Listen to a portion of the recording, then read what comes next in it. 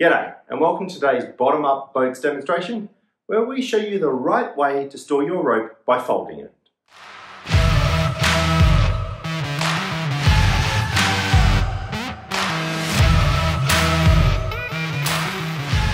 These two ropes may look identical in the way that they've been stored, but there's a very big difference in how we've created the loops to store them, which have a big impact on how the rope performs when you undo it to go racing.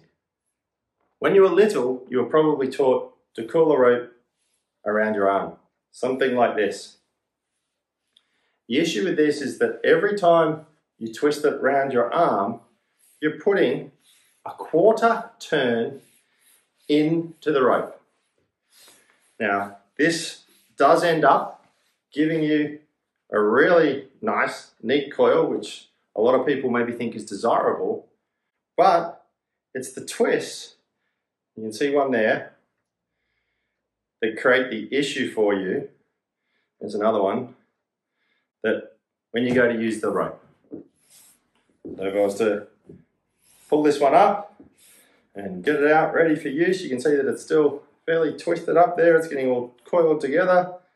We just unknot that, you can see the twists all the way through it. The twists just get bigger and bigger and bigger. And it's fine if you can get them all undone like this, but the longer and the heavier the rope gets, the more chance that these little half twists maybe go up the mast or into a pulley. And if you get more and more of them together, it can actually get into a knot.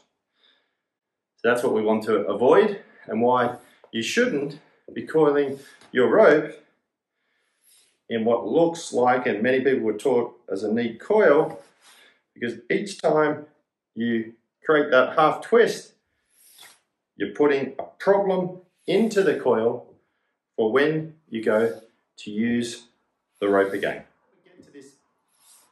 So how do we get to this situation where we're creating nice, neat coils and it's creating the problem for us? Well, the background comes from the switch from traditional twisted rope into the braided models that we use today. Twisted lines used on historic old sailing ships, which are often used on maybe bow lines and mooring ropes that maybe need a bit of stretch. Actually, the coiling method is fine for these because the twist is actually built into the rope. So when you're coiling it, it's naturally going in the shape so it comes out for use without an issue and without those twists that we saw earlier in the braided rope. So if you're using traditional spun twisted rope, coils are fine. But the techniques of folding that we're about to show you are critical if you're using modern braided or double braided rope. If you want to make a coil, rather than doing the loop over you, is you actually want to make two loops, and then effectively what you're doing is you're putting a half twist in this way and then backing it out with a half twist on the other side of the loop. You actually want to bring it up over your hand, just let it drop down, let it sit naturally, and then over your hands. This has the added advantage of that you actually get double the length, so you halve the number of strands in your hand, which is really important when you get into much longer and thicker diameter ropes where you can actually run out of travel in your hand to hang on to them. You can see you still got lots of twists from the rope being incorrectly coiled in the past, so we're going to get all of them out as we do this, just letting it sit naturally each time. And then you have your coil. You want to leave a fair bit off, you want to bring it down, and then you want to wrap it over the top of that last one, working your way up towards the top.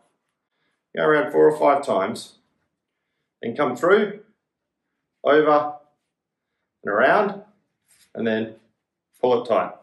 Got quite a long tail there.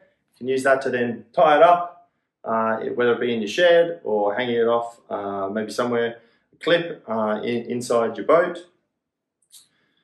That's a nice folded rope, nice and even, won't have any of those twists as you undo it.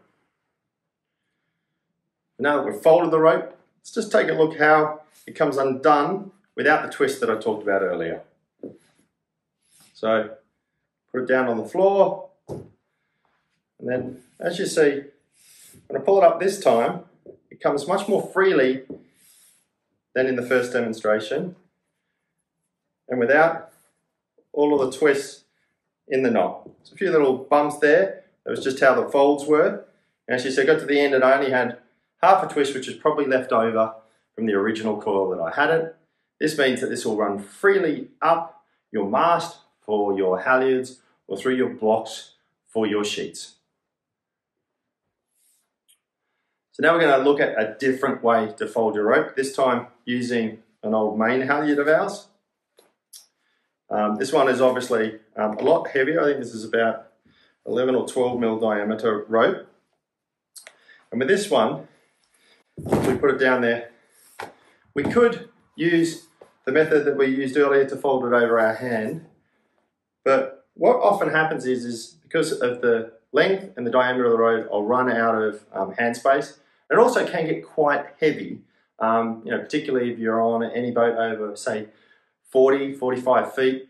The length of the halyards and sheets these days is just enormous, and so it can be hard to do it with one hand. So we're going to show you a different technique of folding it, this time by flipping it over your shoulders. And this has the added advantage that is if it gets heavy, you can take the weight off your hands to make sure that your coils are nice and easy to manage by hanging them over your shoulders. What you're going to do is just put it in your hand, go full width, and then flip it over the back of your head. And you want to just have your thumbs pointing out, and you just want to loop it into your thumbs and over the head. Loop it into your thumb, over the head, and just keep doing this each time, and until you're nice and comfortable, keeping the loops the same length. And then when it gets to the point where it's too many, what you can do is put the last one over the head there, just put it down, then back out again, and then just keep adding more on top. Get a bit faster now. Get to the end of this. You can stop as many times as you want, putting it down. Create the next one. Just make sure it sits nicely on your shoulder. Once again, starting again by going all the way out from that side and then around. When you get to the end, you want to let it sit down, and you want to make sure it's nice and even. Bring it over your head. Watch the hoodie there. There you have a really neatly folded rope with equal ends. And once again, to finish it off, bring up your tail, bring it down, wrap it around. Make sure it's coming over that last one so it's nice and tight so it doesn't slip. Like, as I said, 3 to 5 turns around there. And you just want to take it through, over the top, and down, pulling it out. Your perfectly folded 12 mil halyard that will have no twists in it when you go to undo and use it. One of the disadvantages of coiling ropes with the shoulder technique that we've shown you is that if the rope is damp after a day sailing, or maybe it's a bit dirty or messy, you can end up getting yourself, your clothing, your sailing gear covered in dirt or in damp. So if you're looking to avoid that, there are other ways that you can create your folds, getting that nice long length with no twists. So let's take a look at the way you can do that now. Okay, for the final demo today, we're going to show you how to create your nicely folded rope over the top of a fixed object. This is really great if you've been out sailing, you've got wet sheets and halyards, or dirty rope. You don't want to get water running down your back. So we'll just start by undoing this one that we coiled earlier in the video. Lay it on the ground. What you want to do is find a fixed point on your boat, whether it be a winch, stanchion, or if you've got a fixed part of the boat that sticks up. And what you want to do is create your folds over the top of the fixed point, letting it naturally sit down, and then you'll get a twist in each side. Just let it take it naturally, and then it's offset by a similar twist on the other side. So just rack them over. Doesn't matter whether they're sitting on the floor if you don't have it quite as high as this. And you quickly continue to repeat that all the way as fast as you can, over and over and over on each side.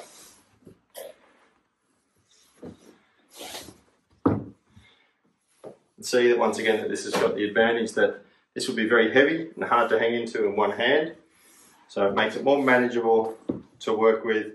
And then that gives you, once you've got all of your coils neatly made, once again in tight, wrap it around at least a couple of times through,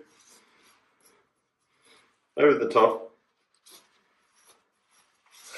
down on itself, just tighten it up, and there you have neatly folded rope that'll be ready for use with no twists in it. That completes today's bottom-up boats folding demonstration, where we explained why you should fold your braided rope and showed you 3 ways to do it. If you learned something along the way, please leave us a like so others can benefit from this great video too.